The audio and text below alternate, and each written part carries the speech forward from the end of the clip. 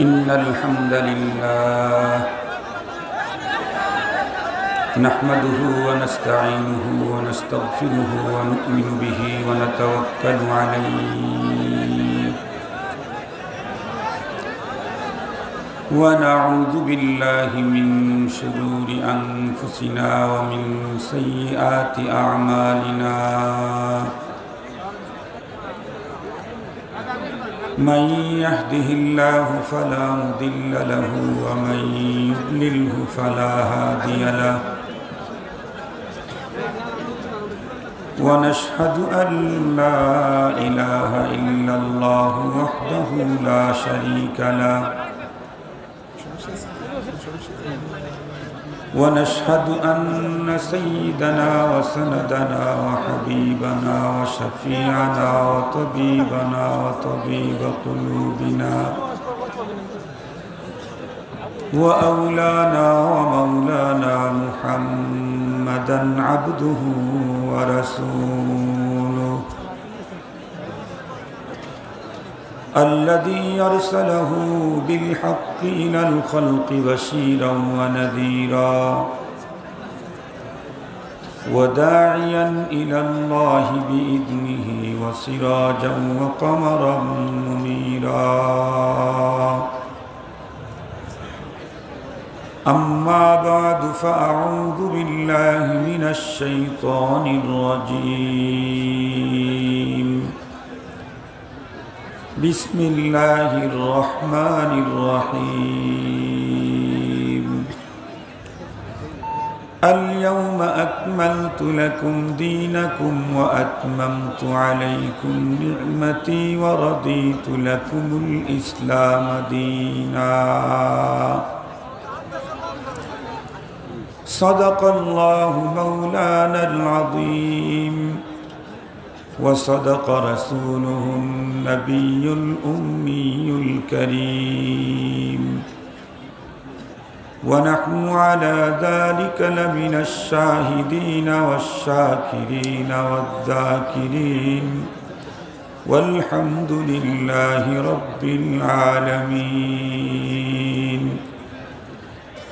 اللهم صل على سيدنا مولانا محمد وعلى آله وأصحابه وبارك وسلم اللهم صل على سيدنا محمد النبي الأمي وعلى آله وسلم تسليما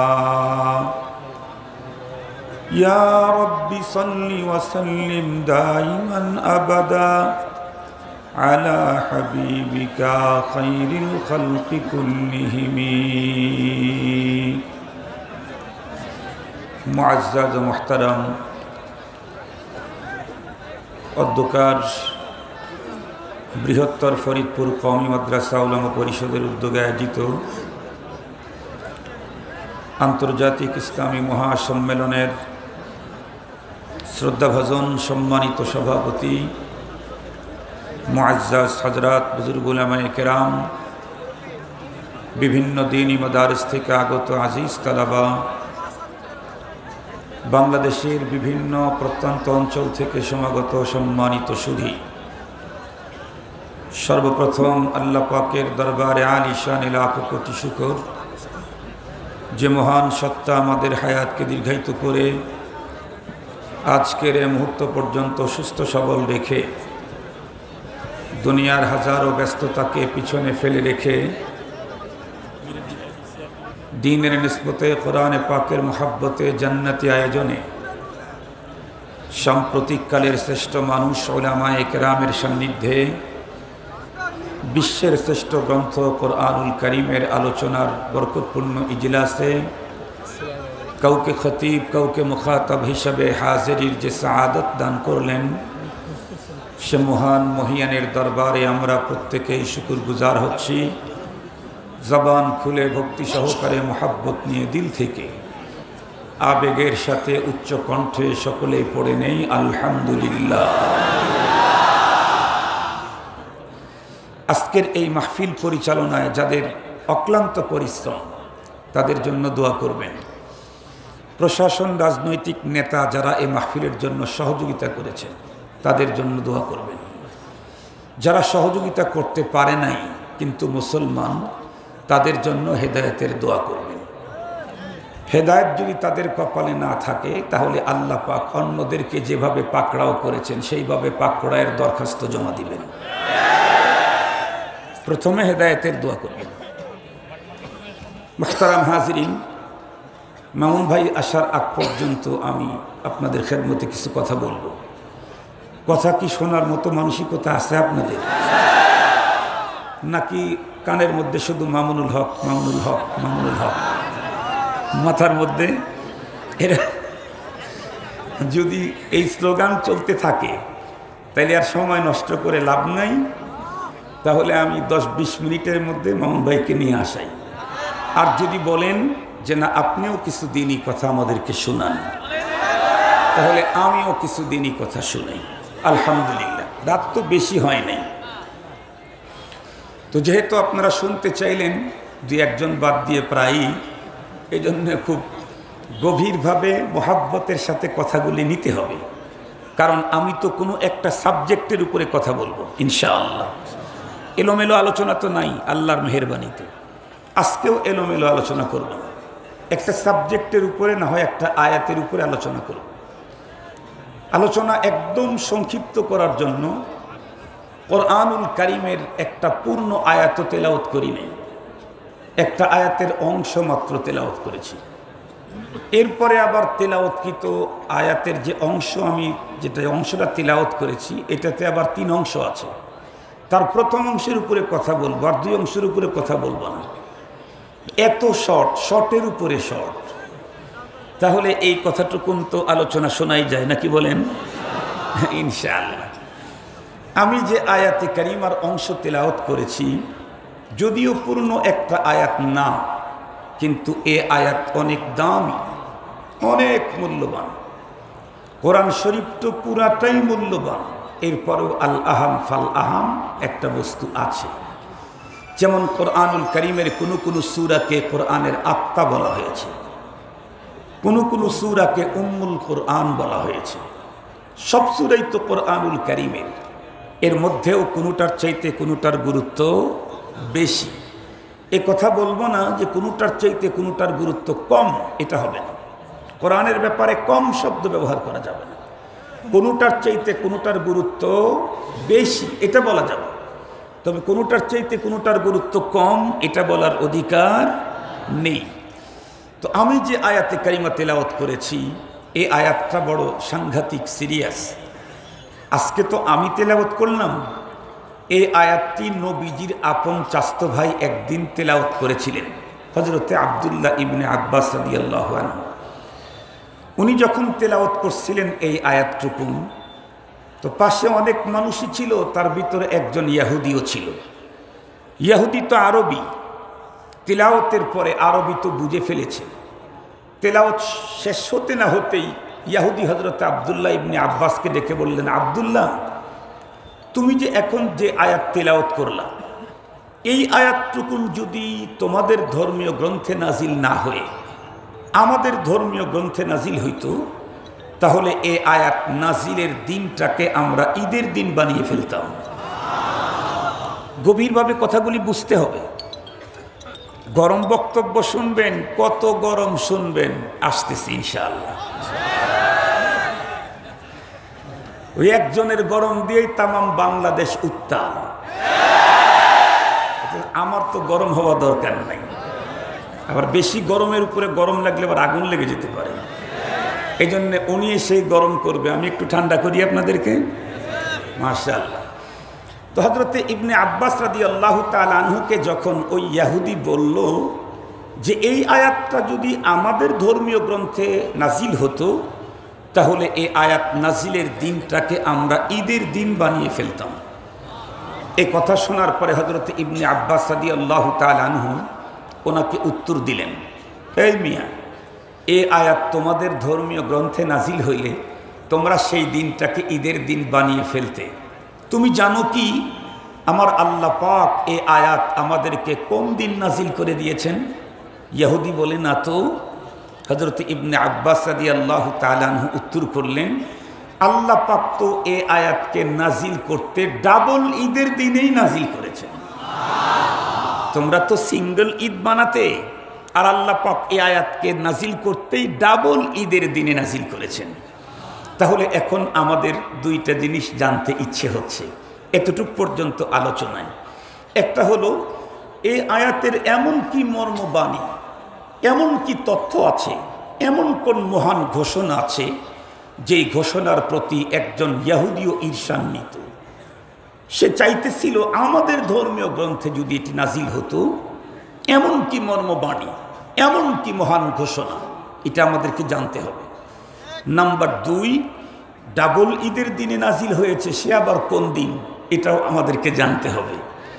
তাহলে প্রথমে জানাই নাজিল হওয়ার দিন, এরপরে জানাই সে মহান ঘোষণাটা কি। নাজিল হওয়ার দিনটা হযরত উলামা এবং তালাবারা সবাই জানে। মহানবী সাল্লাল্লাহু আলাইহি ওয়াসাল্লামের বিদায়ী হজ আরাফার দিন আসরের নামাজের পর নবী আলাইহিস সালাম তখন উটের উপরে সওয়ার ছিলেন। এমতো অবস্থায় জিবরাইল আমিন এই আয়াতটুকু নিয়ে নবীজির কাছে আসলেন। আল ইয়াউমা আকমালতু লাকুম দীনাকুম ওয়া আতমামতু আলাইকুম নি'মাতি ওয়া রাদিতু লাকুমুল ইসলাম দীনা। যেহেতু ওই দিনটা আরাফা, এজন্য ঈদ বলা হয়েছে।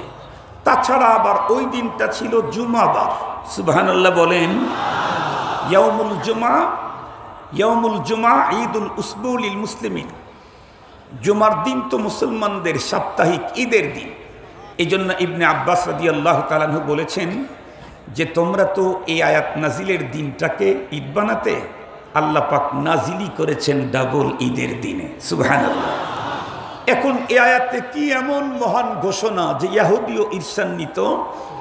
এই আয়াতের ভিতরে আল্লাহ পাক মহান 3টা ঘোষণা করেছেন। আমি একটা নিয়ে কথা বলবো, কারণ আপনাদের সকলের দিলের ভিতরে মামুনুল হক, ঠিক না? হ্যাঁ, এই জন্য একটার উপরে কথা বলবো। মুহতারাম হাজিরিন, সেটি হচ্ছে আল্লাহ পাক বলেন, আল ইয়াউম আকমালতু লাকুম দীনাকুম ওয়া আতমামতু আলাইকুম নি'মাতি ওয়া রাদিতু লাকুমুল ইসলাম দীনা। 3টা ঘোষণা, আমি একটা নিয়ে কথা বলবো। আল্লাহ পাক বলেন, আল ইয়াউম, আজকের এই দিনে, আকমালতু লাকুম, পরিপূর্ণ করে দিলাম তোমাদের জন্য, দীনাকুম, তোমাদের দ্বীনকে। সুবহানাল্লাহ বললেন না? যে এর চাইতে আর খুশির সংবাদ আমাদের জীবনে তো কিছু হতে পারে না, যে মহান আল্লাহ পাক আমাদেরকে দ্বীন, পরিপূর্ণ দ্বীন দান করলেন। মুহতারাম হাজিরিন, এটা তো কোরআনে পাকের ঘোষণা। আমাদের দেশেও আমরা দেখতে পাই আমাদের মতো অল্প শিক্ষিত আর অশিক্ষিত লোকেরা কোরআনের এই ঘোষণাটাকে আমরা আমাদের মুখের জপনা বানিয়েছি। যেমন আমরা প্রত্যেকেই বলি ইসলাম পূর্ণাঙ্গ জীবন বিধান, এ কথা বলি না? আমরা এটাও দেখি পাশাপাশি আমাদের দেশে মুসলিম নেতা যারা আছে, মুসলমান লিডার, রাজনীতি করে, সরকারি দল করুক, অন্য দল করুক, এরা যদি কখনো কোনো ধর্মীয় অনুষ্ঠানে বক্তব্য দেয়, তাদের মুখ থেকে আমরা 2টা শব্দ বেশি শুনতে পাই। একটা হলো ইসলাম মানেই শান্তি। এটা দেখবেন, আমার মনে হয় 100 জনের 100 মিয়া মিয়া এ বক্তব্যটা দিবেই। তাদেরকে ধর্মীয় কোনো অনুষ্ঠানে সুযোগ করে দিলে আমাদের দেশের রাজনৈতিক মুসলিম নেতারা বলবে ইসলাম মানেই শান্তি। আর একটা ঘোষণা তাদের মুখ থেকে শুনি যারা আপার শিক্ষিত, কি?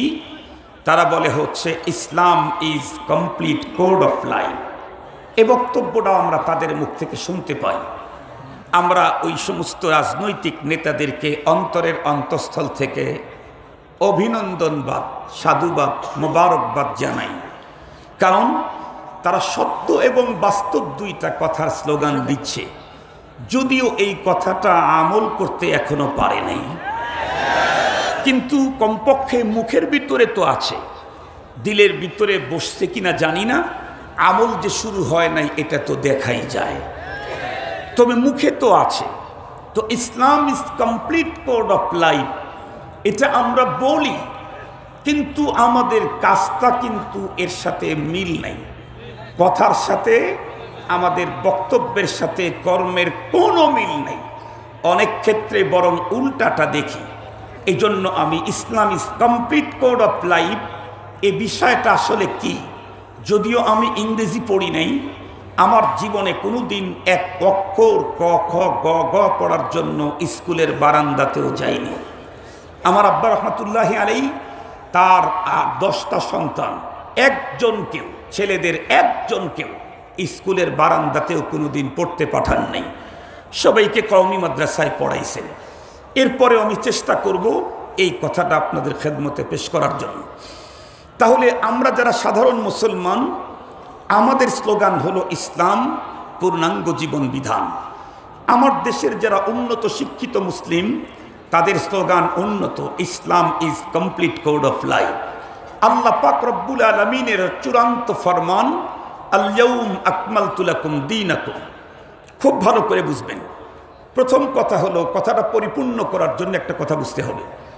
আল্লাহ পাক যে আমাদের রসুলের উপরে আয়াত নাজিল করে বললেন, আজকের দিনে দিনকে পরিপূর্ণ করলাম, তাহলে আমাদের প্রশ্ন থেকেই যায়, দিন তো আল্লাহ শুধু আমাদের রসুলকে দেন নাই, সকল নবী এবং রসুল দিন নিয়ে এসেছিলেন, তাহলে তাদের দিনটা কি অপূর্ণ ছিল? এমন প্রশ্ন এসে যেতে পারে। এই প্রশ্নের উত্তর আমি লম্বা করতে চাই না, তবে সংক্ষেপে কিছুটা হলে বুঝায় দিতে হবে। মনে রাখতে হবে, তাম পৃথিবীর সকল নবীগণের ধর্ম ছিল একটা, ইন্নাদ-দীন ইনদাল্লাহিল ইসলাম, ওয়া মান ইয়াবতাগি গায়রাল ইসলামি দীনা ফালান ইউকবালা মিন। দিন একটাই, কিন্তু সকল নবীকে দ্বীনের যে সংবিধান দেওয়া হয়েছিল, যেটাকে আরবিতে শরীয়ত বলা হয়, শরীয়তটা এক রকমের ছিল না। কারোটার সাথে কারোটার বিধান কোনোটা একদম বিপরীতমুখী ছিল। যেমন কারোটা ছিল এফরাত, কারোটা ছিল তফরিক। যেমন হযরতে মূসা, হযরতে ঈসা আলাইহিসসালাম, দুই পয়গম্বর, তাদের শরীয়তের কোনো কোনো আইন একদম বিপরীতমুখী ছিল। যেমন এক নবীর যুগে শরীয়তের আইন ছিল, কাপড়ে যদি নাপাকি লেগে যায় তাহলে এটা ধুইলে আর পরিষ্কার পবিত্র হবে না, ওই অংশ কেটে ফেলে দিতে হবে। এটা একটু বেশি কষ্টের ছিল। আর এক পয়গম্বরের সময় শরীয়তের বিধানটা একদম সহজ। কি? কাপড়ে নাপাকি লেগেছে, ধুইতেও হবে না, ওভাবেই সব কাজ চলবে। এটা একটু বেশি ছাড়াছাড়ি হয়ে গেছে। আমাদেরটা বাইনাল ইফরাতি ওয়াত তাফরিক মুতাদিল। আমাদের শরীয়ত বাড়াবাড়িও নাই, ছাড়াছাড়িও নাই, মিডল, মাঝখানে। সেটা হলো নাপাক যদি লাগে কেটে ফেলতে হবে না, আবার ওইটা নিয়েও কাজ, কথা বলেন না কেন, চলবে না। কি করতে হবে? পবিত্র করতে হবে, পরিষ্কার করতে হবে। শুধু পরিষ্কার করলে হবে না, পবিত্র করতে হবে। মনে রাখবেন কথাগুলি। কিন্তু সকল নবীদেরকে আল্লাহ পাক যে শরীয়ত আর দ্বীন দিয়েছিলেন, সবগুলা ছিল পূর্ণ, কামেল। কোন নবী রসুলকে আল্লাহ পাক নাকেস, অপূর্ণ দ্বীন শরীয়ত দেননি, মনে রাখবেন। কিন্তু আমাদেরকে যেটা দিয়েছেন এটা কামেল না, এটা আকমাল, এটা পূর্ণ না, এটা হচ্ছে পরিপূর্ণ। খুব ভালো করে বুঝবেন, সকল নবীর দ্বীন শরীয়ত ছিল পূর্ণ, কামেল। আমাদের নবীকে যেটা দেওয়া হয়েছে সেটা হলো আকমাল, পরিপূর্ণ। কামেলের পরে কামালাতের আরো একটা অপশন থাকে, সেটা হলো আকমাল। পূর্ণতার পরে পূর্ণতার আরো একটা অপশন থাকে, সেটা হচ্ছে পরিপূর্ণ। কিন্তু পরিপূর্ণতার পরে পূর্ণতার আর কোনো অপশন, কথা বলেন, পরিপূর্ণের পরে পূর্ণতার আর কোনো অপশন থাকে না। সঙ্গত কারণেই আমাদেরকে যে শরীয়ত দেওয়া হয়েছে এটা পরিপূর্ণ, আমাদেরকে যে দ্বীন দেওয়া হয়েছে এটা পরিপূর্ণ, আমাদেরকে যে রসুল দেওয়া হয়েছে এটাও পরিপূর্ণ। সঙ্গত কারণেই আমাদের শরীয়তের পরে আর কোনো শরীয়ত আমদানির সুযোগ নেই, আমাদের কিতাবের পরে আর কোনো কিতাব আমদানির সুযোগ নেই, আমাদের দ্বীনের পরে আর কোনো দ্বীন আমদানির সুযোগ নেই, আমাদের নবীর পরে আর কোনো নবী আগমনেরও সুযোগ নাই। এই জন্য তাম পৃথিবীর সমস্ত উলামায়ে কেরামের মুত্তাফাক আলাই ফতুয়া, কাফের কাফের কাদিয়ানি। বলেন দেখি, কাফের কাফের। এ কারণেই এদেশের 90-92% মুসলমানের দেশে সমস্ত তাওহীদবাদী মুসলমান আশিক রাসূলদের দিলের তামান্না হলো, কোরআনে কারীমে তো আমার নবীর পরে আর কোন নবী নাই আইন পাশ হয়েই আছে। 92% মুসলমানের সংসদেও একটা আইন আমরা চাই, সেটা হলো নবীর পরে নবী নাই। বলেন তো দেখি আমাদের স্লোগান, নবীর পরে সংসদেও, সংসদে আইন চাই বলবেন না, বলবেন সংসদেও আইন চাই। কারণ সংসদে আইন চাই যদি বলেন, তাহলে আমাদের দেশে কিছু মুরগি সাহিত্যিক আছে, চিনেন নাকি? ওদের চিনেন? অত সাহিত্যিকতার অনেক মার প্যাচ আছে। ওরা তখন বলবে, কারণ ওরা যেহেতু এ কথা বলতে পারে যে মুহাম্মাদুর রাসূলুল্লাহর স্ত্রীগণ ওনার অবর্তমানে দুনিয়ার থেকে চলে যাওয়ার পরে অন্য কাউকে বিয়ে করতে পারবেন না, এটা মনে হয় মুহাম্মদ আল্লাহ পাকের কাছ থেকে পাশ করায় নিয়েছে। এই জাতীয় মন্তব্য যেহেতু ওই জাতীয় সাহিত্যিকেরা করতে পারে, স্বাভাবিক কারণেই আমরা যদি বলি নবীর পরে নবী নাই, সংসদে আইন চাই, তাহলে ওরা মনে মনে ভাববে নবীর পরে নবী নাই, এই আইনটা আগের থেকে পাশ হয় নাই, নতুন করে সংসদে চায়। আমরা ওদেরকে বুঝায় দিতে চাই, নবীর পরে নবী নাই এই আইন তো কোরআনে 1500 বছর আগেই পাশ হয়েছে, সংসদেও মুসলমানদের দেশে আবার পাশ চাই। এজন্য আমাদের স্লোগান, নবীর পরে নবী নাই, সংসদেও। একটু স্লোগান দেন দেখি, মাশাআল্লাহ। মনে থাকবে তো ইনশাআল্লাহ? নবীর পরে নবী নাই, সংসদেও আইন চাই। মাশাআল্লাহ, ক্লিয়ার তো আপনারা? আলহামদুলিল্লাহ। কোন মুরগি সাহিত্যিক যাতে ঢুকতে না পারে। মুহতারাম হাজিরিন, এখন আসেন তো আল্লাহ পাক কি বললেন? আজকের দিনে আমি দিনকে পরিপূর্ণ করে দিলাম। যেহেতু দিন পরিপূর্ণ, আমাদের দেশের মুসলিম নেতাদেরও slogan Islam is complete code of life. তাহলে আমার জিজ্ঞাসা হলো, ইসলাম কখন পরিপূর্ণ হবে? যখন একজন মানুষের জীবনের যত দিক, যত সাইড, যত অপশন, যত ফাংশন আছে, সব জায়গাতে যদি ইসলাম স্পষ্ট নীতিমালা দিতে সক্ষম, তখন ওই ইসলাম ইজ কমপ্লিট। কথা বলেন না কেন? আর যদি মানুষের জীবনের কোনো একটা ক্ষেত্রে ইসলাম স্পষ্ট নীতিমালা দিতে পারে নাই, তাহলে ইসলামকে কমপ্লিট বলার কোনো সুযোগ নাই। তাহলে আমার দেশের আপার শিক্ষিত মুসলিমদের slogan Islam is complete code of life, আমার দেশের অশিক্ষিত অল্প শিক্ষিত লোকদের স্লোগান ইসলাম পূর্ণাঙ্গ জীবন বিধান। আমার আল্লাহ পাকের চূড়ান্ত ফরমান আল ইয়াউমা আকমালতু লাকুম দীনাকুম, সঙ্গত কারণেই আমাকে মানতেই হবে এ কথা, ইসলামের আমার জীবনের এমন কোনো দিক নাই যেখানে ইসলাম আমাকে কোড দেয় নাই, নীতিমালা দেয় নাই। আর যেই নীতিমালা ইসলাম আমাকে দিয়েছে, সেই নীতিমালাকে বাদ দিয়ে অন্য কোনো তন্ত্রমন্ত্র দাদা বাবুদের নীতিমালা দিয়ে কখনো মুসলিম হওয়ার সুযোগ নাই, কখনোই মুসলিম হওয়ার সুযোগ নাই। খুব ভালো করে কথাগুলি বুঝবেন, খুব ভালো করে কথাগুলি বুঝবেন। কেউ যদি চাকরি করবে পুলিশে আর পরবে হুজুরের জুব্বা, চলবে নাকি চাকরি? চাকরি করবে আর্মিতে, পরবে হলো মডেল তারকাদের মতো সেরা ফাটা এই প্যান্ট শার্ট, বলেন দেখি চলবে নাকি? আপনি বলবেন আমি মুসলিম, আর আপনার জীবনের কোনো ক্ষেত্রে ইসলামের নীতিমালা মানবেন না, আপনার বক্তব্যের সাথে কাজের মিল নাই, মুসলিম বলার সুযোগ নাই, বেশি থেকে বেশি মুনাফিক বলা যেতে পারে। ভালো করে শুনেন, গলাবাজি করে কথা বলি না, গলাবাজি করে কথা বলি না, বুঝে বলি, দেখে বলি, কোরআন শরীফ দেখে বলি, দেখে বলি। Islam is complete code of life মানে কি? Islam is complete code of life মানে ইসলাম মসজিদে ঢোকার নীতিমালা দিয়েছে, ইসলাম হজের নীতিমালা দিয়েছে, ইসলাম যাকাতের নীতিমালা দিয়েছে, ইসলাম নামাজ পড়ার নীতিমালা দিয়েছে, ইসলাম ঈদের নীতিমালা দিয়েছে, ইসলাম আমার আপনার বাবার কুলখানির নীতিমালা দিয়েছে। আর ইসলাম অর্থনীতি, সমাজনীতি, রাষ্ট্রনীতির নীতিমালা দেয় নাই। এটার নাম কমপ্লিট কোড অফ লাইফ, এটার নাম কমপ্লিট কোড অফ লাইফ। ভালো করে বুঝবেন কথাগুলি, ভালো করে বুঝবেন। অমুসলিম যে তাদের সাথে আমার কোনো কথা নাই। যে মুসলিম সে যে সিরিয়ালের হোক, মন্ত্রীর সিরিয়ালের হোক, প্রশাসনের সিরিয়ালের হোক, এদেশের রক্ষকের সিরিয়ালের হোক, এদেশের শিক্ষকের সিরিয়ালের হোক, যেই সিরিয়ালেরই হোক না কেন, ভালো করে কথা বুঝতে হবে। Islam is complete code of life. এই স্লোগানটা আমরা কেমনে দিব? আমরা ওই পর্যন্ত পড়ি নাই, এটা তো আপনাদের স্লোগান। আমাদের স্লোগান হলো ইসলাম পূর্ণাঙ্গ জীবন বিধান।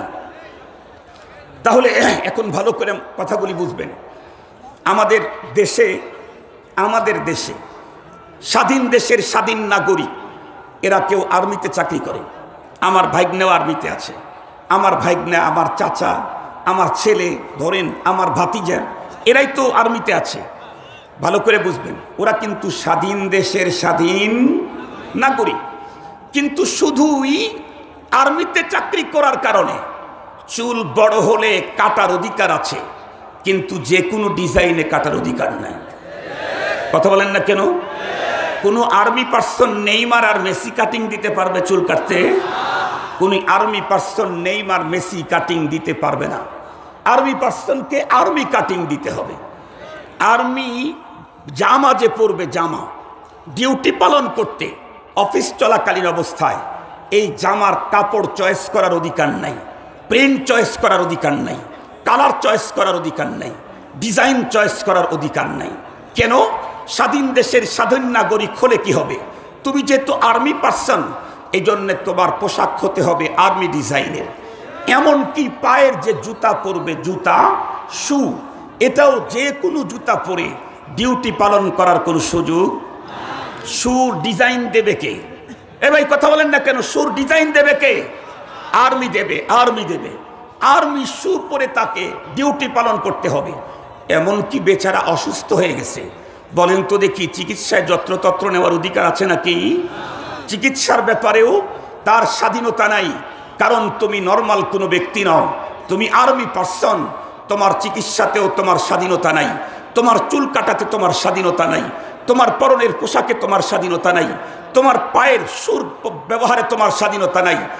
স্বাধীন দেশের স্বাধীন নাগরিক আর্মি পার্সন হওয়ার কারণে তার যদি চুল কাটাতে স্বাধীনতা না থাকে, তার যদি পরনের পোশাক পরতে স্বাধীনতা না থাকে, তার যদি শু পরতে স্বাধীনতা না থাকে, সে যদি অসুস্থ হলে চিকিৎসাতে স্বাধীনতা না থাকে, স্পষ্ট ভাষায় বলতে চাই, তুমি মুসলিম, তোমারও চুল কাটাতে স্বাধীনতা নাই।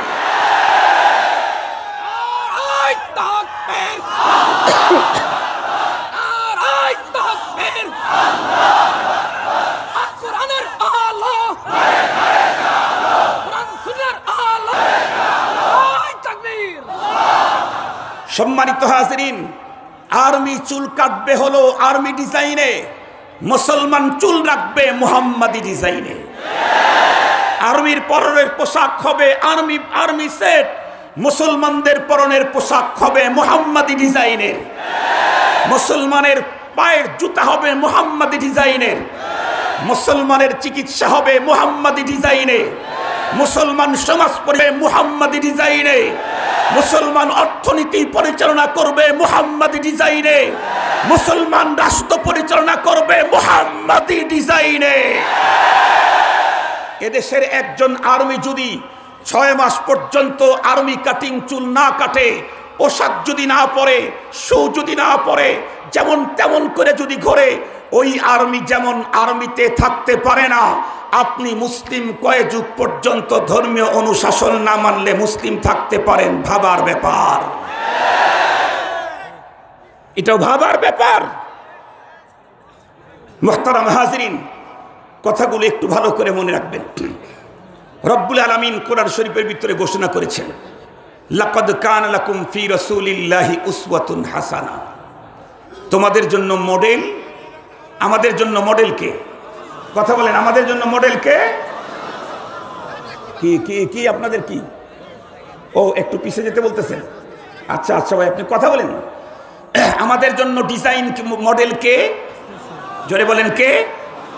আমি একটা সত্য কথা জিজ্ঞাসা করি, এই পৃথিবীতে এ পর্যন্ত যত মানুষ পৃথিবীতে এসেছে, সমস্ত বিশ্বসেরা মনীষীদের উপরে গবেষণা হয়েছে না হয় নাই?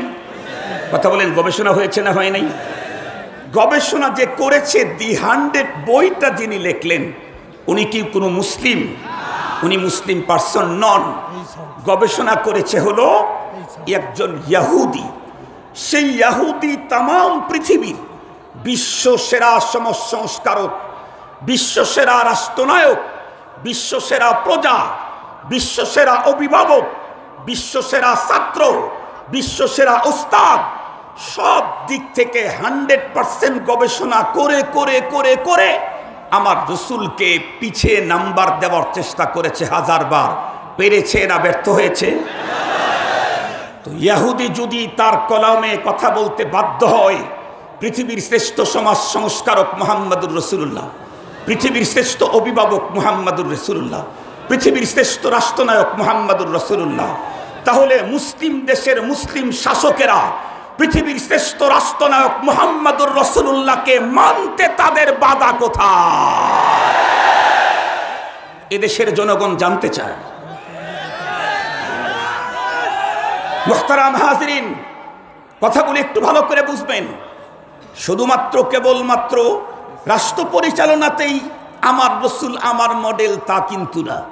ফ্যামিলি পরিচালনাতেও আমার রসুল আমার মডেল, আমার ব্যক্তিগত জীবন পরিচালনাতেও আমার রসুল আমার মডেল, আমার চুল কাটাতেও আমার রসুল আমার মডেল। আমি শুধু আপনাদের অন্তরে একটু টাচ লাগাই দিতে চাই, ইসলাম যে প্রকৃতই কমপ্লিট কোড অফ লাইফ, ইসলাম যে প্রকৃতই পূর্ণাঙ্গ জীবন বিধান। যার কাছে ইসলাম আছে তার কাছে নতুন কোনো গবেষণা করে জীবনের নীতি নির্ধারণের কোনো প্রয়োজন নাই। যার কাছে ইসলাম নাই সেই 1000 বছর পর্যন্ত গবেষণা করতে করতে করতে করতে যখন ইসলামের কাছে আসবে তখন ওই প্রকৃত সমাধান পাবে। আমার কাছে যেহেতু ইসলাম আছে, সুতরাং আমি তো আর নতুন কোনো তন্ত্রমন্ত্র আবিষ্কারের কোনো যুক্তিকতাই নেই। যাদের কাছে নেই ওরা খুঁজতে খুঁজতে খুঁজতে খুঁজতে খুঁজতে খুঁজতে যখন ইসলামেরটা পাবে ওরা তখন খুশিতে আত্মহারা হবে। আজকের পৃথিবীতে যা হচ্ছে আপনারা দেখেন, এই যে লকডাউন, এই যে কোভিড-19 করোনা ভাইরাস আক্রমণের পরে পৃথিবীর নাম করা বেশ কিছু মানুষ ইসলামে দীক্ষিত হয়েছে। এসেছিল ইসলাম, কোরআন, পয়গম্বরের ভুল ধরার জন্য, ঢুকে যখন পড়েছে আর বের হতে পারে নাই, নিজেই তখন ইসলামের মালা গলার ভিতরে পরিয়ে ফেলেছে। মুহতারাম হাজরিন, আমি শুধু একটু আপনাদেরকে টাচ দেব যে আমাদের ইসলাম প্রকৃতই পূর্ণাঙ্গ জীবন বিধান। আপনি বলেন তো দেখি, এই পৃথিবীতে কি এমন একজন মানুষ পাওয়া যাবে যেই লোকটা সারা জীবন শুধু সুখে ছিল, দুঃখ তাকে টাচ করে নাই? পাবেন? এমন মানুষ কি পাওয়া যাবে যার সারা জীবন শুধু দুঃখই ছিল, কোনোদিন সুখ সে ভোগ করে নাই? পাওয়া যাবে? কেন পাওয়া যাবে না? পৃথিবী হলো সুখ দুঃখের মিলন মেলা। ইন্না মাল উসরি ইউসরা। দুঃখ আছে, সুখ আছে, সুখ আছে, দুঃখ আছে। দুনিয়াতে যে সুখ দুঃখ প্রত্যেক মানুষকেই এটা নিতেই হবে, তার জ্বলন্ত প্রমাণ আধা ঘন্টা ওয়াজের দরকার নেই। আমি শুধু 2 জন মহিলার নাম বলবো, তাই বুঝবেন যে দুনিয়াতে সুখ দুঃখ হবেই হবে। 2 মহিলার শুধু নাম বলবো। আমার জানা মতে বাংলাদেশে এই 2 জনের চাইতে বড় দামি মানুষ আর নাই জগতের দিক থেকে। একজন এখনকার প্রধানমন্ত্রী আর একজন তখনকার প্রধানমন্ত্রী। চিনেন তো আপনারা? এই 2 জন মহিলার দিকে তাকায় দেখেন, একজনের যখন সুখ হয় আর একজনের দুঃখের সীমা থাকে না, আর একজনের যখন দুঃখ হয় আবার ওই জনের সুখের সীমা থাকে না। ঠিক বললাম না? ঠিক বললাম? তাহলে আমার দেশের যত বড় ডিগ্রিদারি হোক, London, German, Japan, America, Scotland, Ireland, Finland, দুনিয়ার কত ল্যান্ডে গেল আর কত রকমের ডিগ্রি নিয়ে আসলো, নিয়ে আসার পরে ইক্তেদা করতে হয় এই 2 জনের পিছনেই। কথা বলেন না কেন? কথা বলেন না কেন? ইক্তেদা তো এই 2 জনের পিছনেই করতে হয়। আজ পর্যন্ত তো কেউ ইমাম হওয়ার যোগ্যতা দেখায় নাই। এক চাচা ইমামতি করতে চেয়েছিল কিন্তু শেষ পর্যন্ত পারল না, দুনিয়া ছেড়ে চলে গেল। খুব ভালো করে বুঝবেন, তাহলে এই দেশের ভিতরে সবচাইতে পাওয়ারফুল যে দুইজন, সেই দুইজনেরই একজনের সুখ আর একজনের দুঃখ, আর একজনের সুখ আর একজনের দুঃখ। তাহলে বোঝা গেল সুখ দুঃখ দুনিয়াতে আছেই। আমারও একদিন সুখ হবে, একদিন দুঃখ হবে, আপনাদেরও একদিন সুখ হবে, একদিন দুঃখ হবে। এখন কোনো মানুষ সুখ পেলে, আনন্দ পেলে সে কিন্তু হাসবে। কথা বলেন না কেন? কেউ যদি সুখ পায়, আনন্দ পায়, সে হাসবে না? কেউ যদি দুঃখ পায়, বেদনা পায়, লাঞ্ছনা পায়, তাহলে সে কাঁদবে। এখন বলেন তো দেখি, হাসার কাদার জন্য কি সুইচ টিপতে হয়, বাটন টিপতে হয়, ক্লিক করতে হয়, টাচ করতে হয়? আমাদের দেশের আধুনিক শিক্ষিত যুবকেরা বলে, হুজুর বিজ্ঞান কত উৎকর্ষ সাধন করেছে। কি হুজুর? দেখেন, দরজার সামনে গেলে দরজা অটোমেটিক খুলে যায়, ভিতরে ঢুকলে আবার এমনি বন্ধ হয়, অটো সেন্সার তৈরি করেছে। আমি ওই যুবকদেরকে বলি, এই যুবক, বিজ্ঞান তো অটো সেন্সার তৈরি করেছে মাত্র কিছুদিন আগে। সে অটো সেন্সার এক দরজার সাথে লাগাইলে 2 মাস, 6 মাস, 9 মাস পরে আবার নষ্ট হয়। আর আমার মালিক তো হযরত আদম আলাইহিস সালামকে যেদিন তৈরি করেছে, ওই দিন ওনার ভিতরে অটো সেন্সার লাগাই দিয়েছে।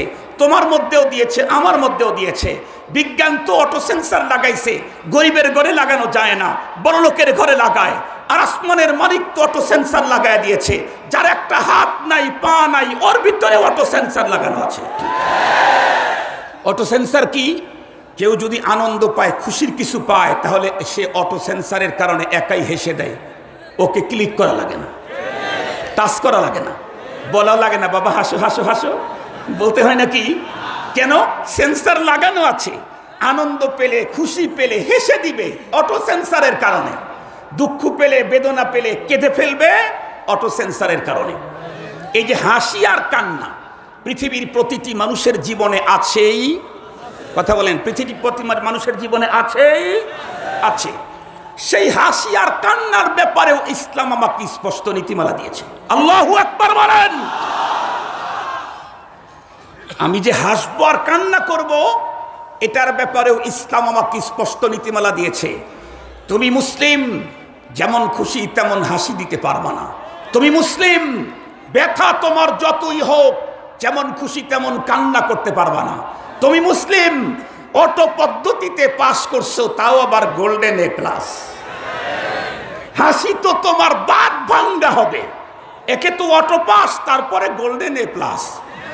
চাই যত বড়ই তুমি তোমার জীবনের আনন্দ আসুক না কেন, বাদ ভাঙ্গা হাসি দেওয়ার অধিকার তোমার, অনুমতি তোমার। আরো জোরে বলেন। সহজ ভাষায় এই দুইটা কথা বললে আমার বয়ান শেষ নেই। হাসির ব্যাপারে আমার মডেল আমার রসুল। কথা বলেন, হাসির ব্যাপারে আমার মডেল কে? কান্নার ব্যাপারে আমার মডেল আমার ইসলাম, আমার রসুল। আমার রসুল হাসি কান্না দুইটারই মডেল। ইসলাম আমাকে স্পষ্ট রীতিমালা দিয়েছে হাসির ব্যাপারে, কান্নার ব্যাপারে। মাত্র অল্প সময় লাগবে, কথাটা শুনেন। হাদিসে পাকের কি তাফসীরের কিতাবে এসেছে, হাসা হাসি হলো 3 প্রকার। কয় প্রকার? আরবি নাম বলবো না বাংলা নাম বলবো? আরবি নাম বলি। আরে আরবি নাম বলবো, কারণ আরবি পড়তে পেটন খাইছি কতগুলা। আপনারা পেটন ছাড়া পড়ছেন, আপনারা আরবি নাম নাই বললেন। আমরা যেহেতু পেটন খেয়ে পড়েছি, এই জন্য আমি আরবি নামগুলাই বলবো। 1 নাম্বার তাবাসসুম, 2 নাম্বার জেহেক, 3 নাম্বার কাহকাহা। মনে থাকবে তো ইনশাআল্লাহ? তাবাসসুম, জেহেক, কাহকাহা, 3 নাম্বার তো 3 নাম্বারই মনে রাখবেন। 1 নাম্বার তাবাসসুম। তাবাসসুম হলো মুস্কি হাসি, শেষেরটা হলো কাহকাহা 3 নাম্বার অট্ট হাসি। জেহেক বাইনাহুমা, এর মাঝখান কাটটা। তাবাসসুম মুস্কি হাসি, জেহেকের ভিতরে হালকা আওয়াজ হবে, একটু দাঁতও বের হতে পারে। কিন্তু কাহকাহা হলো অট্ট হাসি। আমার রসুল যেহেতু আমার মডেল, আর ইসলাম আমাকে হাসির ব্যাপারে নীতিমালা দিয়েছে। আমার রসুল পৃথিবীতে বেঁচে ছিলেন 63 বছর। কাবলান নবুয়া 40, বাদান নবুয়া 23। নবীজির টোটাল জীবনে ওয়ান টাইম একবারও অট্ট হাসি দেননি। আল্লাহু আকবার বলেন। আমার রসুল তার 63 বছরের জীবনে একবার অট্ট হাসি দেননি। অট্ট হাসি কি হাসি বুঝবেন? একজন মুসলমান পুরুষ নামাজ পড়া শুরু করে দিয়েছে। নামাজের ভিতরে কেউ একটু কোনো কিছু ঘটছে, হাসি আসছে, কিন্তু হাসিটা অট্ট হয়ে গেছে। তাহলে তো নামাজের কোনো সমস্যা হয় নাই। কি সমস্যা হয়েছে? কয়টা সৌসেজদা দিলে ঠিক হয়ে যাবে? গোটা 10টা দিয়েও ঠিক হবে না। তার মানে কি নামাজ শেষ? আচ্ছা নামাজ শেষ, শুধু কি নামাজ শেষ আবার নামাজ পড়তে পারবে নাকি ওযুও করতে হবে? তাহলে অট্ট হাসি এমন সিরিয়াস হাসি যে হাসি নামাজের ভিতরে দিলে নামাজ তো শেষ হয়, ওযুটাও শেষ হয়ে যায়। এই জন্য এই হাসি আমার রসুল জীবনে হাসেন না। আমার রসুল সবসময় হাসতেন মুস্কি হাসি, তাবাসসুম। নবীজির এক সাহাবী বলেন, আমার জীবনে নবীজির সাথে যতবার সালাম মুসাফা করেছি ততবার নবীজিকে মুস্কি হাসি দিতে দেখেছি। এজন্য আমরা খুশি আনন্দ পেলে মুস্কি হাসবো, এমনকি সালাম দিতে গেলেও মুস্কি হাসবো। ইনশাআল্লাহ রাজি আছি না? মুসাফা করতে গেলে মুস্কি হাসি দেব। যদি কখনো আনন্দটা খুব বেশি হয়, অটো পাস তারপরে গোল্ডেন এ প্লাস, তাহলে আনন্দটা অনেক বেশি না, এটা মুস্কি হাসি দেখে হবে নাকি? তাহলে একটু জেহেক হাসেন, দাঁত বের করেই হাসেন, দাঁত বের করেই হাসেন। কয়টা বের করবেন? কি রুবাইয়াত, আদ্রাস, নামাজিস, নবীজির কয়টা দাঁত বের হইতো এটার হাদিসে পাকের মধ্যে স্পষ্ট আছে। লম্বা কথা বর্ণনা করতে চাই না, তবে অট্ট হাসি দেওয়ার অনুমতি। হাসির ব্যাপারে কথা শেষ করে দিলাম। তবে দুঃখের সাথে একটা কথা না বললেই নয়, আমার দেশের পুরুষেরা যে পরিমাণে অট্ট হাসি দেয়, মুসলিম নারীরা তার চাইতে আরো একটু আগানো। অথচ মুসলিম নারীদের ব্যাপারে কোরআন তাদের আওয়াজের ব্যাপারে স্পষ্ট নীতিমালা দিয়েছে। ইয়া নিসা আন-নবী লাস্তুন্না কাআহাদিম মিনান নিসা ইন ইত্তাকাইতুন্না ফালা তাখদা'না বিল কওল فيطمع الذي في قلبه مرض وقلنا قولا معروفا। নারীর আওয়াজের ব্যাপারে ইসলাম কোরআন স্পষ্ট নীতিমালা দিয়েছে। মুসলিম নারী, তুমি তোমার মধুর কণ্ঠস্বর ভিন্ন কোনো পুরুষকে শুনতে দিতে পারবে না। প্রয়োজনে ভিন্ন পুরুষের সাথে যদি কথা বলতেই হয়, কর্কশ স্বরে কথা, বড় মধুর সুরে নয়। কারণ তুমি অন্য নারীদের মতো নও, তুমি মুসলিম নারী। তুমি যেমন তেমন চুল কাটতে পারবা না ভাই, কারণ তুমি আর্মি পারসন। মনে আছে না আপনাদের? ও বোন, তুমি যেমন তেমন আওয়াজ করতে পারবা না, কারণ তুমি মুসলিম পারসন। এজন্য তোমার যেমন তেমন আওয়াজ করার অধিকার নেই। আল্লাহ পাক আমাদের সকলকে বুঝার তৌফিক দান করুন। তাহলে হাসাহাসি 3 প্রকার। মুসলমানদের জন্য অনুমোদন আছে কয় প্রকারের? মনে থাকবে তো ইনশাআল্লাহ। মুস্কি হাসি দিলে আনন্দও হবে, নেকিও হবে। সুবহানাল্লাহ। আর জেহেক হাসি হাসলে আনন্দ হবে, নেকি অত বেশি হবে না। আর অট্ট হাসি দিলে গুনাই গুনাহ। অট্ট হাসি দিলে গুনাই গুনাহ। মনে থাকবে তো ইনশাআল্লাহ। এবার দেখি কান্নার ব্যাপারে আমাদের শরীয়ত কি নীতিমালা দিল। ব্যথা পেয়েছি, আঘাতপ্রাপ্ত হয়েছি, কান্না তো আসবেই। মালিকই তো অটো সেন্সার দিয়েছেন, কান্না তো আসবেই। কিন্তু অটো সেন্সার দেওয়ার পরেও মালিক আবার কি করেছেন? মালিক আবার ওইখানে নীতিমালা দিয়েছেন। আপনারা যারা গাড়ি চালান দেখবেন, গাড়ির ভিতরে গতির যে উপরের কাঁটাটা চলে, এটা কি বলে? এটা কি বলে? উপরের মিটার। মিটারের কাঁটা দেখবেন যারা গাড়ি চালান, কিছু দূর এই গাড়ির স্পিড হয়তো দেওয়া আছে 180 পর্যন্ত, কিন্তু 60 বা 80 পর্যন্ত দেওয়া আছে হলো গ্রিন কালার, এরপরে দেওয়া আছে হলো হলুদ কালার, এরপরে দেওয়া আছে লাল কালার। তার মানে গতি তো আছে তুমি 180 পর্যন্ত চালাবার, কিন্তু তুমি যদি নিরাপদে থাকতে চাও তাহলে 60 থেকে 80-র মধ্যে থাকো, এটা হলো গ্রিন। তার মানে আমাকে তো অট্ট হাসি দেওয়ার যোগ্যতা দিয়েছেন আল্লাহ, কিন্তু তুমি যদি গুনাহ থেকে নিরাপদে থাকতে চাও তাহলে মুস্কি হাসির চাইতে একটু বাড়ায়া জেহেক পর্যন্ত যাও। খবরদার কহর ওই রেড সিগন্যাল পর্যন্ত যাইও না। মনে থাকবে তো? মাশাআল্লাহ। এখন দুঃখের ব্যাপারে বলি, আল্লাহু আকবার। আমাদের নবী আলাইহিস সালাম একদিন পথ দিয়ে যাইতেছিলেন, যাইতে দেখলেন একজন মহিলা কান্না করতেছে। আরে আল্লাহ, কান্না! শুধু কান্না না, কান্নার ভিতরে বিলাপ করছে। এখন আপনারা বলেন তো দেখি, নবীজির সামনে যদি কোনো মুসলমান শরীয়ত বিরোধী কাজ করে তাহলে নবীর কাজ কি? দেখে আস্তাগফিরুল্লাহ আস্তাগফিরুল্লাহ বলে তসবিহ নিয়ে ঘরের ভিতরে যায় দোয়া করা। এটা কাম না? এটা দায়িত্ব না? রসুলের দায়িত্ব কি? কথা বলেন না কেন? রসুলের দায়িত্ব কি? অবশ্যই সেখানে তাকে জানায় দেওয়া, তাকে বুঝায় দেওয়া, তাকে জানায় দেওয়া, এটাকে প্রতিবাদ করা, প্রতিরোধ করা। রসুলের সামনে শরীয়ত বিরোধী কাজ হলে যেমন তসবিহ পড়লে রসুলের দায়িত্ব পালন হবে না, ফামা বাল্লাগতা রিসালাতাক, রসুলের অবর্তমানে নায়েবে নবী ওলামায়ে কেরামের সামনে শরীয়ত বিরোধী কোনো কাজ হতে থাকলে তসবিহ পড়লে দায়িত্ব পালন হবে না। বলতেই হবে, বলতেই হবে, নাইলে ময়দানে মাহশরে নায়েবে নবীর দাবি করার কোনো অধিকার থাকবে না। মুহতারাম হাজিরিন, বলতে গেলেই তো সমস্যা। কথা বলেন না কেন? বলতে গেলেই আমাদের ভাইরা কি বলে, হুজুর কি করব, উপরের নির্দেশ। আমাদের ভাইয়েরা বলে কি করব, উপরের নির্দেশ। আমি জিজ্ঞাসা করি, আপনাদের উপর কয়তলা উপরে? বাংলাদেশে তো 160 তলা নাই, না হয় 40 তলা উপর থেকেই নির্দেশ দিয়েছে। তাতেই যদি এত বেশি আলাট হন, আমাদের নির্দেশ আসছে আজিম থেকে। আমরা কোথায় যাব? আপনারাই বলেন, আমরা কোথায় যাব? আপনি যদি উপরের নির্দেশ না মানেন, বেশি থেকে বেশি আপনার চাকরি চলে যাবে। আর আমি যদি উপরের নির্দেশ না মানি, আমার জান যাবে, আমার ঈমান যাবে। আমরা কি করব বলেন এখন? আপনারাই বলেন, আমরা এখন কি করব? আপনি আপনার উপরের হাতের ভিতরে আপনার জীবন নাই।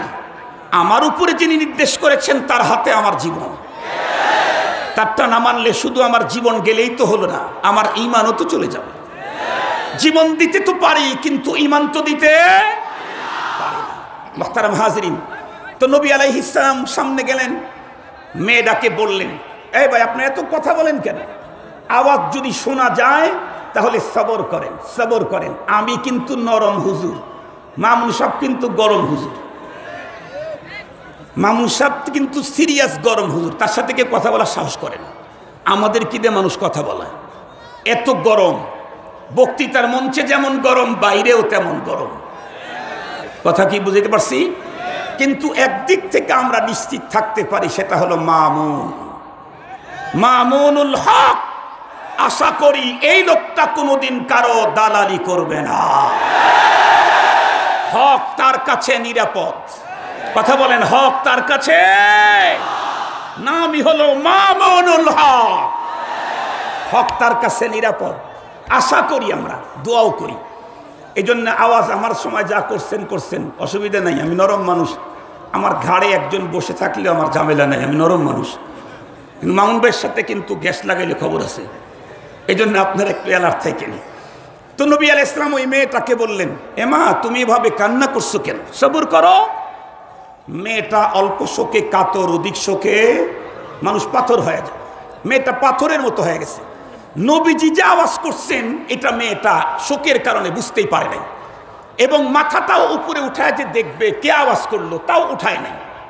মাথা নিচের দিকে দিয়েই বললেন, ইলাইকা আন্নি লাম তুসিব কামা আসাবাতনি আও কামা ক্বাল। বললেন, আমি আপনি আপনার কাজে যান, আমার উপরে কোন মুসিবত চেপেছে এটা আপনি কি বুঝবেন? এ কথা যখন বলছে, নবীজি বুঝলেন আমার এই সাহাবিয়া স্বাভাবিক অবস্থায় নাই, নাইলে আমি রসুল বলেছি আরো এ কথা বলবে, কশির কালেও তা হতে পারে না।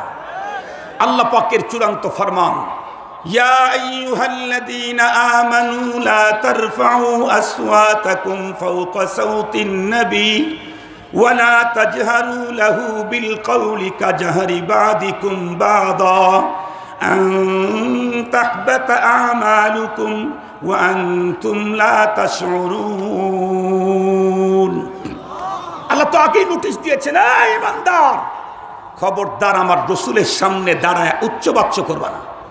আমার রসুলের সাথে কথা বলতে তোমার আওয়াজটাকে রসুলের আওয়াজের চাইতে বড় বানাবা না। যদি বানাও, অটো পদ্ধতিতে তোমার জীবনের সকল সঞ্চিত ইবাদত শেষ হয়ে যাবে, তুমি বুঝতেই পারবা না। নবীজি চলে গেছেন, এখন আছে নায়েবে নবী।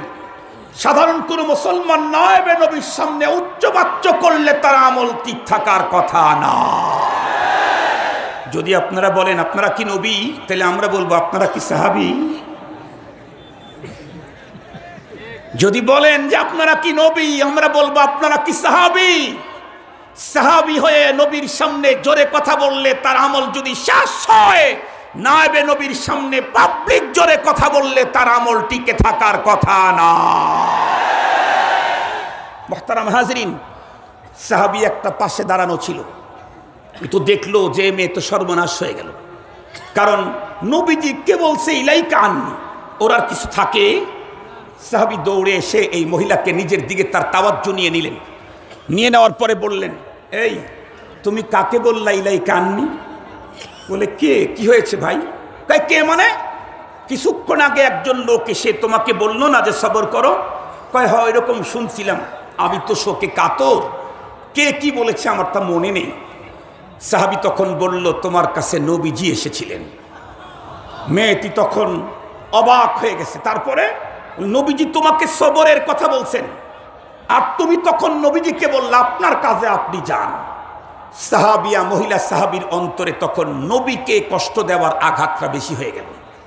বাবা হারাইছে, আপন হারাইছে, আঘাতটা তার কাছে কম, কারণ কারো আঙ্গুল কেটেছে, রক্ত বের হয়েছে, অবশ্যই ব্যথা। এরপরে হাতটাই কেটে গেছে, তাহলে ব্যথা কি আঙ্গুলেরটা এখন মনে পড়বে? মালুম হবে। সাহাবিয়ার অন্তরে আঘাতটা বেশি হয়ে গেল। সাহাবিয়া চলে গেলেন নবীজির কাছে। নবী আলাইহিস সালাম কাছে গিয়ে মাযরাত পেশ করলেন। দয়ার নবী তাকে ক্ষমা করে দিলেন। ক্ষমা যখন হয়ে গেল, নবী আলাইহিস সালাম তাকে বললেন, এভাবে কান্না করতে নাই। কান্নার ব্যাপারে নবীজি ইসলামের নীতি বর্ণনা করলেন, এভাবে কান্না করতে নাই। মুসিবত তোমার যত বড়ই হোক, তুমি মুসলিম পারসন, বিলাপ করতে পারো না, তুমি কান্না করতে পারবা, বিলাপ করবা না। মেয়েটি চলে গেল। কিছুদিন পরে নবীজির ছেলে দুনিয়া থেকে চলে গেল, হযরত ইব্রাহিম রাদিয়াল্লাহু আনহু। নবী আলাইহিস সালামের কোলের ভিতরে তার সন্তানের মৃতদেহ। বুঝেন, বাবার কোলে সন্তানের ডেড বডি। বুঝেন, বিশ্ব নবীজি কোলের বুকের ভিতরে জড়ায় ধরে সন্তানের লাশটা হাতের ভিতরে নিয়ে কান্না করছেন। অন্তর ব্যথিত। নবীজির চোখ থেকে মুক্তার দানার মতো পানির ফোঁটাগুলি টপ টপ করে পড়ছে। নবীজি বলছেন, ইন্না বিফিরাকিকা লামাহজুনুন ইয়া ইব্রাহিম, ও ইব্রাহিম বাবা, তোমার বিরহ বিচ্ছেদের বেদনায় আমি ব্যথাতুর। এক সাহাবী দৌড়ে আসলেন, ওগো নবীজি, আনতা তাবকি, আপনি কাঁদেন? আপনি না বললেন ইন্নামা ইউআদ্দাবুল মাইয়িত বিবাদ বুকাইল হাইয়্যা আলাইহি আও কামা ক্বালা আলাইহিস সালাতু ওয়াস সালাম, মৃত ব্যক্তির উপরে আপনজন কান্না করলে শাস্তি হয়, আপনি যে কাঁদছেন। নবী আলাইহিস সালাম তখন ইসলামের আইনটা ওয়াজাহাত করলেন। নবীজি বললেন, ইন্নামা ইউআদ্দাবু বিহাদা লা বিহাদা, ইন্নামা হাদিহি আমারাতুর রাহমা। নবীজি বললেন, আরে শাস্তি হয় তো এটার কারণে, এটার কারণে কোনো শাস্তি হয় না। কোনো মানুষ আপনজন বাবা মরে গেছে, এই জন্য ব্যথা পেয়ে চোখ থেকে পানি ঝরলো, এটা তোমার জন্য ভালো, তোমার অন্তরে বাবার মায়া ছিল তার প্রমাণ। মা মারা গেছে, এই জন্য তোমার চোখ থেকে পানি ঝরলো, এটা ভালো, এটা তোমার জন্য কল্যাণকর, এটা তোমার জন্য প্রশংসনীয়, তোমার অন্তরে মায়ের মায়া ছিল, এটা তার প্রমাণ। কিন্তু এই জবান খুলে বিলাপ করবা, আল্লাহ পাকের শানে অযাচিত শব্দ ব্যবহার করে করে কান্না করবা, এটা শরীয়তে অনুমতি, আর একটু জোরে বলেন, অনুমতি নাই। এখন আমি আপনাদের কাছে যে কথাটা বুঝাইতে চাইতেছি সেটা হলো যে ইসলাম আমাকে হাসার ব্যাপারে স্পষ্ট নীতিমালা দিল, যে ইসলাম আমাকে কান্নার ব্যাপারে স্পষ্ট নীতিমালা দিল, সে ইসলাম আমাকে রাষ্ট্র পরিচালনার নীতিমালা দেয় নাই, সমাজ পরিচালনার নীতিমালা দেয় নাই, অর্থনীতির নীতিমালা দেয় নাই। তো আমরা তো প্রত্যেকেই বলি Islam is complete code of life. আমরা যারা এই বক্তব্য দেই, আমরা কেন শুধুমাত্র কেবলমাত্র মসজিদে ইসলামের কোড মানি, শুধু হজের ব্যাপারে ইসলামের আইন মানি, যাকাতের ব্যাপারে ইসলামের বিধান মানি, রোজার ব্যাপারে ইসলামের বিধান মানি, মিলাদ মাহফিলে ইসলামের বিধান মানি, ওয়াজ মাহফিলে ইসলামের বিধান মানি, রাষ্ট্র পরিচালনার ক্ষেত্রে কেন ইসলামের বিধান মানি না?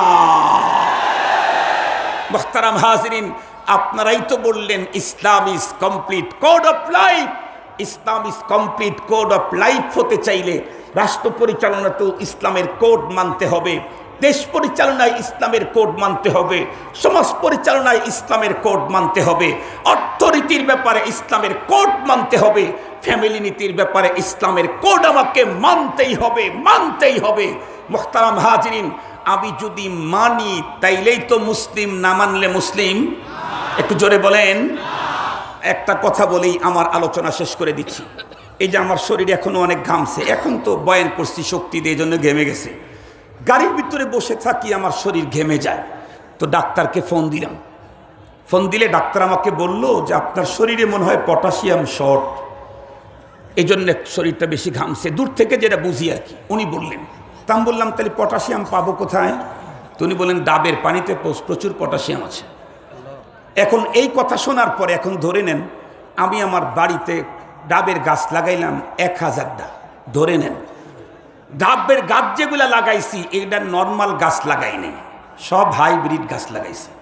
হাইব্রিড চেনেন নাকি? বাংলাদেশে বাস করে যদি হাইব্রিড না চেনেন তাহলে তো আপনাদেরকে পাকিস্তানে পাঠিয়ে দেওয়া দরকার। কারণ এদেশে ধান হাইব্রিড, চাউল হাইব্রিড, শশা হাইব্রিড, লেবু হাইব্রিড, তারপরে কি বলে কমলা হাইব্রিড, সব হাইব্রিড। গাড়ি যেগুলো আসতেছে হাইব্রিড, এখন তো নেতা অধিকাংশই হাইব্রিড। হাইব্রিড নেতা চেনেন নাকি? যারা তৃণমূল পর্যায় থেকে জনগণের পাশে থেকে থেকে নেতা হয়েছে এরা কিছুটা হলেও জনগণের দুঃখ মায়া বোঝে। যারা হাইব্রিড পদ্ধতিতে নেতা হয়েছে দুনিয়ার ঝামেলা তাদেরকে নিয়ে। আমি হাইব্রিড নেতা নিয়ে আওয়াজ করব না, হাইব্রিড ওয়াজের ডাবের কথা বলতেছি। ডাব লাগাইছি হাইব্রিড, 6 মাসেই 1000 করে ডাব ধরছে একটা গাছে। ধরে নেন না, এখন 1000টা গাছ লাগাইছি, প্রতিটা 1000 পিস ডাব ধরছে। আমার গায়ে আমার শরীর আর কতটুকুন পটাশিয়াম শর্ট আছে, আমি কিন্তু খাই নাই একটাও। আমার তো আর কোনো সমস্যা হওয়ার কথা না। ভিতরে যে সমস্যা ছিল এটা তো চলে গেছে, চলে যায় নাই? এই 1000 ডাবের গাছের নিচ দিয়ে আমি চলি, তাও যায় নাই? আর প্রতি গাছে 1000 করে ডাব ধরে আছে আমার বাড়িতে, তাও যায় নাই? যাবে কখন? খাবো যখন। যাবে কখন? আমার দেশের নেতারা, আমার দেশের মুসলিমরা, আমার দেশের সাধারণ মুসলমানেরা ইসলাম মানেই শান্তি, ইসলাম মানেই শান্তি খুব স্লোগান দিচ্ছি। ঘরেও শান্তি নাই, ফ্যাক্টরিতেও শান্তি নাই, ফ্যামিলিতেও শান্তি নাই, অফিসেও শান্তি নাই, আদালতেও শান্তি নাই, দেশেও শান্তি নাই। কেন? ইসলাম মানে শান্তি, শান্তি, শান্তি, শান্তির স্লোগান দিলে শান্তি হবে না, এটা খাইতে হবে, মানতে হবে। যদি মানতে পারেন তাহলেই শান্তি। বিশ্বাস যদি না হয় তাহলে একটা কথা বললে আপনারা বুঝবেন। আমি অনেক বড় লোকদেরকে অনেক সময় মাদ্রাসায় নিয়ে গেছি, অনেক বড় লোক যাদের টেবিলে প্রতি মুহূর্তে 60-62 আইটেমের খানা হয়, তারপরে রুচি না, খাইতে পারে না, ডাক্তারের কাছে যেতে হয়। মাদ্রাসায় নিয়ে গেছি, নিয়ে যাওয়ার পরে কি দেখলাম, উনি বললেন হুজুর আমার কিন্তু সময় নেই, 20 মিনিট টাইম দেবো। ঠিক আছে, অসুবিধা নেই। ওনার অফিসের মতো অত উন্নত আমার মাদ্রাসা না। মাদ্রাসার ভিতরে ঢোকার পরে এ কথা ও কথা, এটা দেখে ওটা দেখে, ছাত্ররা কি খায়। পরে আমরা কিছু আইটেম ব্যবস্থা করছি, 5-7 আইটেম, কিন্তু আমাদের 7 আইটেম মিলে ওই বড় লোকের এক আইটেমের অর্ধেক টাকা লাগছে মাত্র। খাইতে যখন দিয়েছি তো খাইতেছে তো খাইতেছে, খাইতেছে তো খাইতেছে, শেষে গিয়ে বলে ওইটা কিসের? বলে এটা হলো ছেলেদের খাবার, ওই একটু দেন তো দেখি। ওইটাও যখন দিয়েছি ওইটাও মজা করে খায়। খাওয়ার পরে বলে 3 ঘন্টা পরে বলে আসলে যাইতে মনে চাইতেছে না, এখানে খুব শান্তি লাগতেছে। ওনার অফিস এত উন্নত, এত উন্নত, টাইলস লাগানো আছে, মার্বেল পাথর নিচে লাগানো আছে, চতুর্দিকে উন্নত ডেকোরেশন, খাবারের কতগুলি আইটেম, তারপরেও তার ভালো লাগে না, তারপরেও তার রুচি আসে না। এতগুলো খাইলো কেন? কারণ ওনার অফিসে ইসলাম জানা আছে, মানা নাই। মাদ্রাসার এরিয়াতে ইসলাম মানা আছে, এই জন্য এরিয়াতে শান্তি। বিশ্বাস যদি না হয় আপনাদেরকে আর একটা সহজ কথা বলি, মাদ্রাসা যাওয়া দরকার নেই, আপনারা শুক্রবার দিন মসজিদে যাবেন, দেখবেন যে ভদ্রলোক 5টা করে ট্যাবলেট খায়া কোন রকম করে একটু একটু একটু একটু একটু ঝিমানি ঝিমানি ভাব আসছে, একটু হালকা 2 মিনিটের জন্য ঘুমায়ও গেছে। সন্ত্রাসী এক মশা, জানি না মৌলবাদী নাকি, যায়া কানের কাছে একবার শুধু মামু করে ডাক দিয়েছে, বাস আল্লাহর বান্দার ঘুম বর্ডার ছেড়ে চলে গেছে। এখন আর 20টা ট্যাবলেট খায় আর ঘুম হয় না। সেই লোকটাকে আপনি ধরে নিয়ে জুমার দিন মসজিদের ভিতরে নিয়ে যাবেন, ইমাম সাহেব যখন খুতবা দেওয়া শুরু করবে দেখবেন ট্যাবলেট খাওয়ায় ঘুম ভাঙাইতে পারবেন না। এই যে জমা শুরু হয়েছে মনে হয় রোগা মুরগি,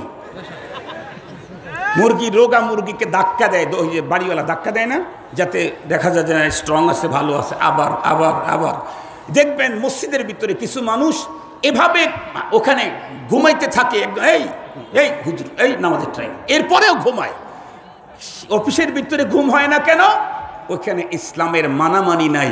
মসজিদের ভিতরে ঘুম কেন? এখানে ইসলাম মানামানি আছে। জ্বলন্ত প্রমাণ, বাস্তব কথা, জ্বলন্ত প্রমাণ, বাস্তব কথা। তাহলে মসজিদের ভিতরে আজও ইসলাম যতটুকুন মানা হয়, তাই যদি এত শান্তি, মাদ্রাসার ভিতরে ইসলাম মানামানি, ওখানে শান্তি, তাহলে আমি আমার ঘরে মানলে ঘরে শান্তি, রাষ্ট্রে মানলে রাষ্ট্রে শান্তি, অ্যাসেম্বলিতে মানলে অ্যাসেম্বলিতে শান্তি, সচিবালয়ে মানলে সচিবালয়ে শান্তি, থানাতে মানলে থানায় শান্তি, প্রতিষ্ঠানে মানলে প্রতিষ্ঠানে শান্তি, ব্যবসায় মানলে ব্যবসায় শান্তি, রাস্তায় মানলে রাস্তায় শান্তি। আর ইসলাম তো আমাকে কমপ্লিট কোড দিয়েছে। ঠিক বললাম না? ঠিক বললাম? মুহতারাম হাজিরিন, আমি শুধু একটা জিনিস বুঝাবার জন্য এত সময় কথা বললাম, সেটা হলো আমরা প্রত্যেকে বলি Islam is complete code of life, কিন্তু আমরা ইসলামের কোড মানি? আরো জোরে বলেন, মানি? কিয়ামত পর্যন্ত Islam is complete code of life বললে হবে না, ইসলাম মানে শান্তি শান্তি এ কথা স্লোগান দিলে হবে না। আসুন সকলেই মিলে আমরা ইসলাম মানি, দেশের রন্ধ্রে রন্ধ্রে আল্লাহ প্রদত্ত শান্তিকে আমরা ঢুকাইয়া দেই, নিজেরা শান্তিতে থাকি, জাতিকে শান্তিকে রাখি, আগামী প্রজন্মকে শান্তির সুন্দর একটা সমাজ তাদের হাতে দিয়ে আমরা পরপারে পাড়ি দেই। আল্লাহ পাকে তৌফিক আমাদেরকে দান করুক। জোরে বলেন আমিন। আর একটু জোরে বলেন আমিন। মুহতারাম হাজিরিন, আমি অল্পক্ষণের মধ্যে আমাদের নেতাজি আসবেন। নেতাজি চেনেন তো? কি জানি নাম? আর একটু জোরে বলেন। আমার তো মনে হয় ইরাকের যুদ্ধের সময় যেই পরিমাণে মানুষের নাম সাদ্দাম রাখছে, এই যুদ্ধে আমার মনে হয় বাংলাদেশে তার চাইতে বেশি মানুষ তাদের সন্তানের নাম লাগবে মামুনুল হক। শুরু হয়ে গেছে, অনেক জায়গাতেই শুরু হয়ে গেছে। বাচ্চার নাম রাখে মামুনুল হক, বাচ্চার নাম রাখে মামুনুল হক। সেই আমাদের কাঙ্ক্ষিত মানুষ, হৃদয়ের স্পন্দন, আত্মার ভালোবাসার সেই নায়ক আমাদের সামনে আসতেছেন। মহান নায়ক হবে ইনশাআল্লাহ দ্বীন ও ইসলামের। তার আগে একটা কথা আপনাদের কাছ থেকে স্বীকৃতি নিতে চাই, এরপরে কিছু কাজ করতে চাই। সেটা হলো, কয় বছর হুজুর চলে এটা? কত বছর এটা? 30 বছর, 16 বছর না, টোটাল কত বছর? 30 বছর। 30 বছর হয় আল্লাহর মেহেরবানি ফরিদপুরের এ মাটিতে এই আন্তর্জাতিক সম্মেলন হয়ে আসছে। আপনারা কি চান কিয়ামত পর্যন্তই চলুক? সকলেই চান? সকলেই চান? আগামী দিনে এতটুকুনি স্প্যান্ডেল করার পক্ষে না, এর চাইতে আরো বড় করার পক্ষে? আরে কে কে বড় করার পক্ষে হাত উত্তোলন করেন না, একটু হাত উঁচা করেন। আমরা সবাই চাই এই সম্মেলন কিয়ামত পর্যন্ত চলুক। আমিন বলেন। আরো জোরে বলেন আমিন। আগামী বছর এই স্প্যান্ডেলের এর চাইতে বড় চাই, বড় চাই। আমরা কর্তৃপক্ষের কাছে আবেদন জানায় দিলাম,